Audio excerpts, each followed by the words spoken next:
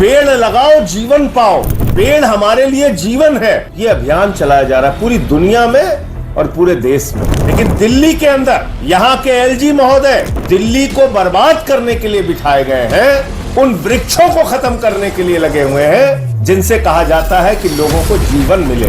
1100 पेड़ कटवा दिए। नमस्कार, आदाब, सत श्री अकाल दोस्तों, मेरा नाम है धर्मवीर जारवाल और ये हैं श्रीमान संजय सिंह, तिहाड़ी संजय सिंह। तिहाड़ी इसलिए बोल रहा हूँ क्योंकि अभी कुछ दिनों पहले ये भी शराब घोटाले में तिहाड़ से बाहर आए हैं, जमानत पर हैं आजकल। और इनके मुखिया अरविंद केजरीवाल, वो तो फिलहाल अभी भी जेल में ही है, कब तक बाहर आएंगे कोई जानकारी नहीं है। दोस्तों, पिछले 10-11 साल से जब से आम आदमी पार्टी और इनके तमाम नेता सत्ता में आए, तब से इन्होंने एक बात बहुत अच्छे से सीख ली है, वो ये कि मीडिया को बुलाओ, प्रेस कॉन्फ्रेंस करो, कुछ भी अनाप शनाप बयान दे दो, उसके बाद छोड़ दो मूर्ख दिल्ली वालों के ऊपर कि वो सोचते रहे कि इन्होंने क्या कहा है, ऐसा क्यों हुआ है। सारे डिपार्टमेंट पे छोड़ दो कि वो अब इसकी तफ्तीश करते रहें, और तमाम लोगों के ऊपर छोड़ दो, कोर्ट और न्यायालय के ऊपर छोड़ दो, वो अपना आप संज्ञान लेते रहेंगे, हमने अपना काम कर दिया। मतलब जितना लोगों को बेवकूफ बना सकते हो बना लो, अपना काम करो, कुछ भी ना बोलो, बाकी चीजें लोगों के ऊपर छोड़ दो। ऐसे ही ये लोग शुरू से लेकर आज तक करते आ रहे हैं। आए दिन ये लोग प्रेस कॉन्फ्रेंस करते हैं। इनको लगता है कि जो जितने भी मीडिया वाले सब फालतू हैं, उनको हमेशा अपने यहाँ बुला के रखो, बिठा के रखो, दिन में 10-10 बार प्रेस कॉन्फ्रेंस करो और कुछ भी अनाप शनाप बोल के रायता फैलाते रहो। दोस्तों, अभी आपने काफी दिनों से सुना होगा एलजी साहब का एक पेड़ों वाला एक मुद्दा इन्होंने बड़ी गंभीरता से उठाया हुआ है। मुद्दा क्या हम आपको बताए थे, छतरपुर में एक सड़क है जिसको चौड़ी करना था, चौड़ीकरण उस सड़क का किया जाना था, जिसके एक तरफ में जंगल है और एक तरफ में फार्म हाउस बने हुए हैं। एलजी साहब ने वहां पे विजिट किया, उन्होंने देखा कि भैया सड़क को चौड़ी करनी है तो पेड़ काटने पड़ेंगे, तो उन्होंने आदेश दिया कि भैया 1100 के आसपास पेड़ बीच में आ रहे थे, उनको काट दिया जाए। ऐसा संजय सिंह और भारद्वाज जो हमारे हैं, सौरभ भारद्वाज, इनका कहना है कि जो हमारे विनय कुमार सक्सेना जी हैं एलजी साहब, उन्होंने बाकायदा ऑर्डर किए पेड़ काटने के बाद, काटने के लिए। उसके बाद जो ठेकेदार था वो पेड़ काटने के लिए पहुंचा तो फॉरेस्ट वालों ने उन्होंने रोक दिया कि भैया पेड़ नहीं कटेंगे, और उसके बाद एलजी साहब ने मौखिक तौर पर ऑर्डर दिए और अगले दिन पेड़ काट दिए गए। दोस्तों, ऐसा इनका कहना है, और ऐसा ये कह के मुझे लगता है कि ये या तो खुद बहुत बड़े बेवकूफ हैं जो इस बहम में कि लोगों को कुछ भी बोल दो लोग यकीन मान लेते हैं, या फिर इनको ऐसा लगता है कि पूरी दुनिया बेवकूफ है, ये सबसे ज्यादा समझदार है, इसलिए जो चाहे वो अनाप शनाप बोल दो, लोग यकीन कर ही लेंगे। और कई लोग इनकी बातों का यकीन भी करते हैं, क्योंकि जिस तरीके से ये लोग प्रेस कॉन्फ्रेंस करके जितनी कॉन्फिडेंस के साथ ये बातें बोलते हैं, तो काफी लोग इनकी बातों से प्रभावित भी होते हैं। उनको लगता है कि हाँ, ये लोग सही बोल रहे हैं, पर इनकी एक एक झूठ का पर्दाफाश हम लोग करेंगे। दोस्तों, इन्होंने कहा कि एलजी साहब ने ऑर्डर किए। सबसे पहली बात तो अगर ऑर्डर कोई भी अधिकारी, खासतौर से एलजी साहब की अगर बात करूं, तो एलजी साहब दिल्ली के अंदर एक मुख्यमंत्री से ऊपर का पद रखते हैं। मुख्यमंत्री से ऊपर के पद पे वो बैठे हुए हैं, और ऐसे पद पे बैठा हुआ व्यक्ति अगर कोई भी ऑर्डर करता है तो वो लिखित में ऑर्डर करता है। अब वो अपने या तो लेटर हेड पे आपको लिख के देंगे या फिर ईमेल आपके पास आएगी, पर ऑर्डर लिखित में ही आएगा, मौखिक तौर पर कुछ नहीं चलता। हर पढ़ा लिखा आदमी, खासतौर से अगर उन जिस ठेकेदार की ये लोग बात कर रहे हैं, वो ठेकेदार जो कि इतनी बड़ी कंपनी चला रहा था, उसको भी ये बात समझ में आती होगी भैया मौखिक ऑर्डर का कोई महत्व नहीं होता, क्योंकि मौखिक ऑर्डर के बाद अगर कोई व्यक्ति अगर कोर्ट में जाता है, पुलिस में जाता है और ये बोलता है भैया उन्होंने मुंह से बोलकर ये ऑर्डर दिया था, तो उसकी कोई मान्यता नहीं होती।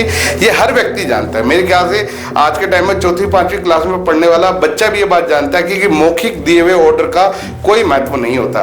पर ये लोग इस बात को इतनी गंभीरता से बोल रहे हैं कि एलजी साहब ने मौखिक तौर पर ऑर्डर दिया। अरे भैया, एलजी साहब अगर ऑर्डर देंगे तो लिखित में देंगे। अगर इन्हीं की बात को हम लोग मान ले कि एलजी साहब ने लिखित में ऑर्डर दिया, तो लिखित में ऑर्डर देने के बाद क्या एलजी के ऑर्डर को फॉरेस्ट वाले रोक सकते हैं? फॉरेस्ट वालों की क्या इतनी हिम्मत है कि वो एक एलजी के ऑर्डर को रोक दें? संभावना ही नहीं है दोस्तों। और अगर फॉरेस्ट वालों ने उनका ऑर्डर रोका तो किस ग्राउंड पे रोका? ठीक है। दूसरी बात यह कि इन्होंने कहा कि फॉरेस्ट वालों को रोकने के बाद एलजी साहब ने मौखिक तौर पर ऑर्डर दिया कि भैया पेड़ काट दो, और उसके अगले दिन ठेकेदार ने पेड़ काटे, और उसके बाद जो फॉरेस्ट वाले थे उन्होंने भी नहीं रोका, उन्होंने कहा हाँ ठीक है साहब का ऑर्डर हमें आ गया। कमाल वाली बात है। मतलब ये लोग ऐसे बेवकूफ हैं, या ये दिल्ली के लोगों को बेवकूफ समझते हैं कि कुछ भी बोलो लोग यकीन मान लेंगे। संजय सिंह जी, यार मेरे ख्याल से थोड़े मोड़े पढ़े लिखे तो आप हो, आपको इतना तो समझ में आता है कि कोई भी अधिकारी लिखित ऑर्डर देता है, मौखिक ऑर्डर की कोई वैल्यू नहीं होती, उसको लेके आप कोर्ट में भी नहीं जा सकते। तो आप कैसे कह रहे हैं कि एलजी साहब ने ये गलत किया है, उन्होंने दिल्ली के पेड़ कटवा दिए? हैरान वाली बात है मेरी कि आप जैसे नेता ऐसी ऐसी बातें बोल के दिल्ली को लोगों को बेवकूफ बना रहे। खैर दोस्तों, दूसरी बात यह भी कि हमारे आम आदमी पार्टी दिल्ली के जो रईस लोग हैं उनसे कितना चिढ़ते हैं, आप ये भी सोच के देखिए। संजय सिंह का ये कहना है कि जो सड़क थी उसके एक तरफ जंगल था, दूसरी तरफ फार्म हाउस था, तो पेड़ नहीं काटे जाने चाहिए थे, बल्कि वो फार्म हाउस जो थे, जो सड़क के बीच में आ रहे थे, उनकी जमीन को घेर कर रोड बनाया जाना चाहिए था। पहली बात तो ये कि जो फार्म हाउस जिन लोगों ने खरीदे थे, क्या आपने उनको दहेज में दिए थे या आपने उनको गिफ्ट किए थे? अरे भैया, उनकी खरीदी हुई जमीन थी, उनके बाप दादाओं की खरीदी हुई जमीन है। दूसरी बात यह कि जो फार्म हाउस है, क्या उसके अंदर पेड़ नहीं होंगे?